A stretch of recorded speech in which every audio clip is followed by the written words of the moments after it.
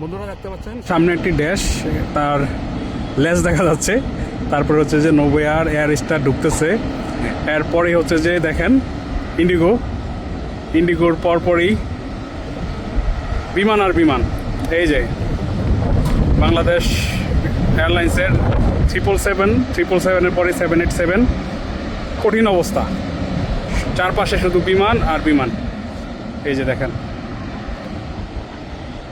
শুধু বিমান আর বিমান।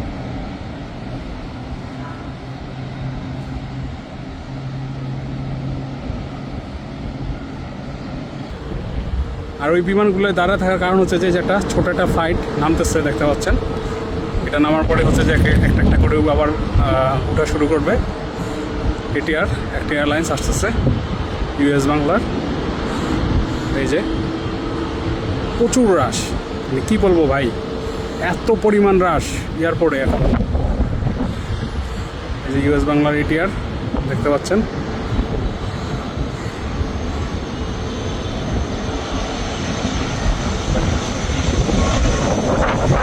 পরিমাণ আজকে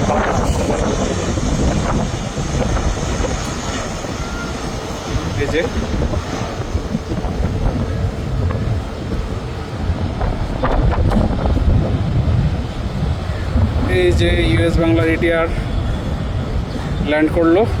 ঠিক ইউএস বাংলা এটিআর ল্যান্ড করার পরপরই দেখেন বিমান বাংলাদেশের ড্যাশ মডেলের ফ্লাইটটি আবার রানওয়ের দিকে যাচ্ছে ট্যাক্সিওয়ে হয়ে। এই যে রানওয়ের দিকে যাচ্ছে এটা, অ্যান্ড একটু একটু করে ওটা হচ্ছে যে আরেক সাইডে দাঁড়ানো। এমনকি ইন্ডিগো দেখেন একটু একটু করে আবার আগাচ্ছে।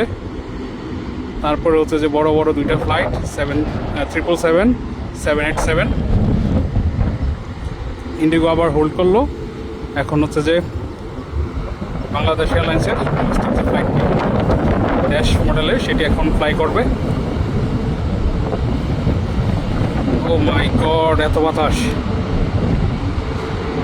যেটি এখন ফ্লাই করবে।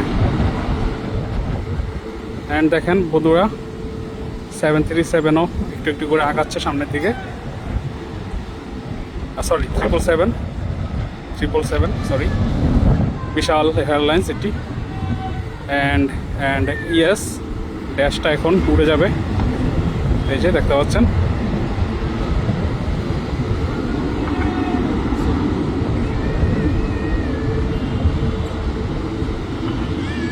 ড্যাশ মডেলটি উড়ে যাচ্ছে।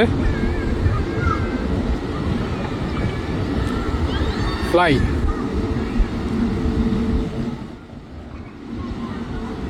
অ্যান্ড তারপরই দেখেন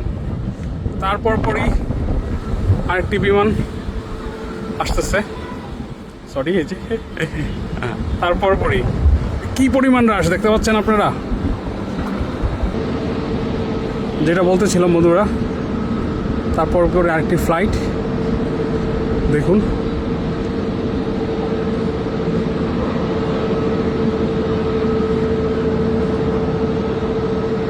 জাস্ট একটা ফ্লাইট উঠার পরে আরেকটা ফ্লাইট রেডি হয়ে যাচ্ছে আসার জন্য। অ্যান্ড ট্যাক্সিওয়েতে অলরেডি 4-5টা বিমান হোল্ড অবস্থায় আছে। এটি ইউএস বাংলার।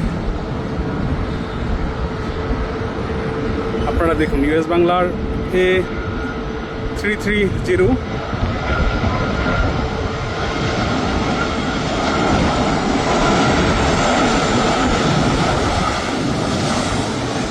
বিশাল ফ্লাইট এটিও।